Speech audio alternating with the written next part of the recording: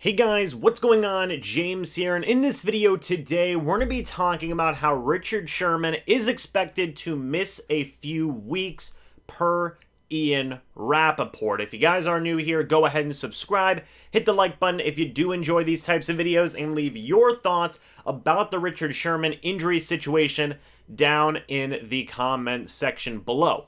For those of you who did not get to watch the game yesterday or are not even aware of the Richard Sherman injury situation, Richard Sherman had sustained a hamstring injury, non-contact hamstring injury at that, in the Buccaneers' Week 6 win versus the Philadelphia Eagles. He was basically immediately ruled out for the remainder of the game, went straight to the locker room, and now we're getting more details about what that injury is and a potential recovery timeline for Sherman with the Buccaneers. I don't think it is crazy to say that this is yet again another huge loss to the Buccaneers secondary, as Sherman was actually one of the guys who was brought in because of all the injuries that the Buccaneers were dealing with at the cornerback position. And overall, I feel like given all the circumstances, Sherman was doing a really good job. He was playing as the Bucs' #1 corner, and now they're down him as well. Add him to the injury list. Not a great set of circumstances to be in. This is absolutely terrible. The Buccaneers now have Carlton Davis, who's on the injured reserve, Sean Murphy-Bunting, who is on the injured reserve. Jamel Dean did come back from his injury. We're going to talk about him in a little bit. Now add Richard Sherman to that injury list as well. I don't know if they're going to put him on the injured reserve or not. I feel like it's definitely going to be a possibility, but we'll just have to wait and see. He is, again, expected to miss a few weeks per Ian Rappaport.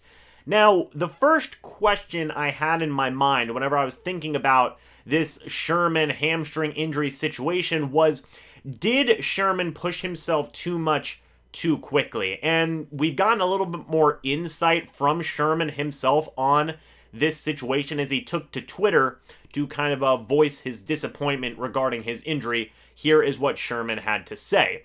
Disappointed. Going to bounce back soon. Asked a lot from my body in a short amount of time.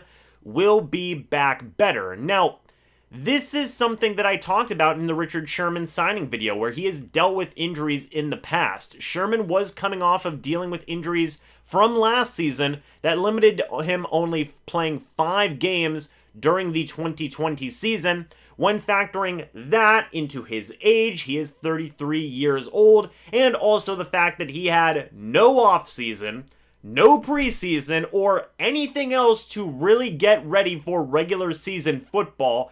In my opinion, it was honestly a miracle he made it through 2 full games, playing basically every single defensive snap for this team. It's honestly astonishing he got as far as he did, playing 2 full games, coming in completely cold, by the way. I mean, sure, he's working out, sure, he is still one of the smartest players in the game, but the physical aspect was so important. He could learn the defensive playbook, but could his body keep up with what his mind wanted him to do?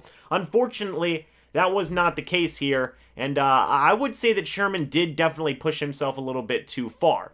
I would not put this on the Buccaneers coaching staff for playing Richard Sherman too much in terms of giving him defensive snaps. Again, he was the #1 cornerback essentially for this team after only being here for, 2.5 weeks? He was their #1 cornerback basically from the moment he signed, due to Carlton Davis being hurt, due to Sean Murphy-Bunting being hurt. Okay, Richard Sherman, go get him, Tiger. But again, I wouldn't put this on the Buccaneers coaching staff.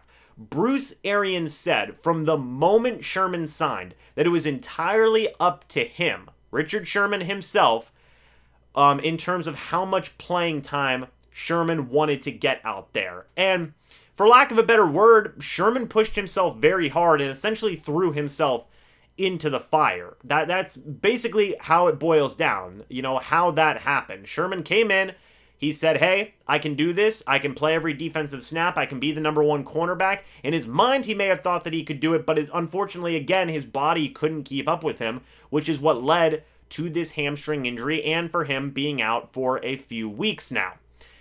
So right now, let's take a look at the current situation. Now the Buccaneers cornerbacks are being Jamel Dean, who is coming off of arguably one of the best games of his career versus the Eagles. He had 4 pass deflections and an interception, his second interception in 2 games, by the way. So he has back-to-back games with an interception. That's very good news. A little bit of a silver lining there. Could you imagine if Jamel Dean was still out? This would be absolutely catastrophic. So having Jamel Dean there is going to help a big deal. He is now thrust into the #1 cornerback role for this team. He is going to need to step up.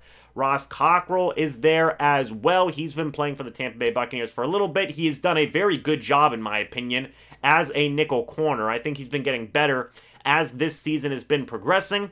D. Delaney actually played the #1 or the #2 cornerback role next to Jamel Dean after Sherman had gotten hurt. Bruce Arians said today, as of October 15th, that he would not be afraid to start D. Delaney if he had to, and that he thinks that Delaney has actually played well for them so far this year.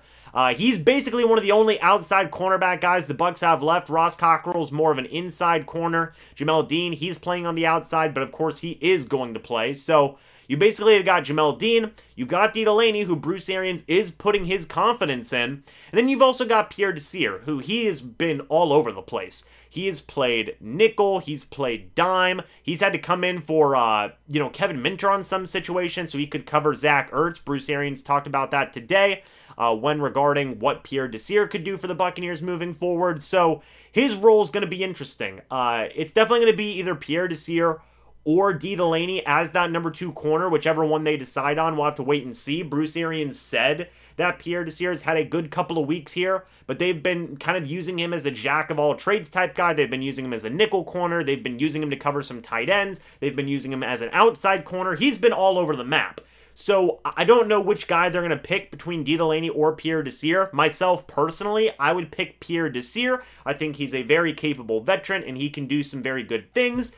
D. Delaney is a solid veteran in his own right, but Pierre Desir has more starting NFL experience, so I would go with Jamel Dean at the 1, Pierre Desir at the 2, and then of course Ross Cockrell is the nickel corner. That's what I would personally go with, but we'll have to wait and see. So those are the 4 cornerbacks on the Buccaneers roster currently. They do also have Rashard Robinson on the practice squad as well. I imagine it is going to be very possible that they just straight up promote him in the next day or two. They do have 10 days until the Chicago Bears game to figure out this situation. That will probably decide who is going to start between Pierre Desir or D. Delaney at that #2 cornerback spot. And then I imagine for sure they probably will promote Rashard Robinson and maybe put Richard Sherman on the injured reserve, but we'll have to wait and see. So yeah, guys, that's the entire injury situation regarding Sherman. The Buccaneers are down yet another cornerback. This one stings. But Jamel Dean's playing good, Ross Cockrell's playing good, and I think that the Buccaneers can get some good play out of both D. Delaney and I think especially Pierre Desir. Again, if it was me, I'd play Jamel Dean at the 1, I'd play Pierre Desir at the 2, and then I would play Ross Cockrell as the nickel. You've got D. Delaney there if you absolutely need to rotate him in with Pierre Desir, or maybe if something else needs to happen, you can have D. Delaney be out there as a backup outside cornerback as well. So all in all, they've got some options. Rashard Robinson could maybe be an outside cornerback as well if he's starting to pick up on the defense. He's still young, athletic, and can do some interesting things. So we'll have to wait and see, guys. But that's kind of the situation right now regarding what's going on with the Sherman and who the Buccaneers, quite frankly, have left at that cornerback room. So what do you guys think? Give me your thoughts down in the comments section below. Thank you guys so much for watching this video. Hope you all enjoyed, and I will see you all in the next video or the next live stream. But until then, and as always, guys, goodbye for now, and go Bucs.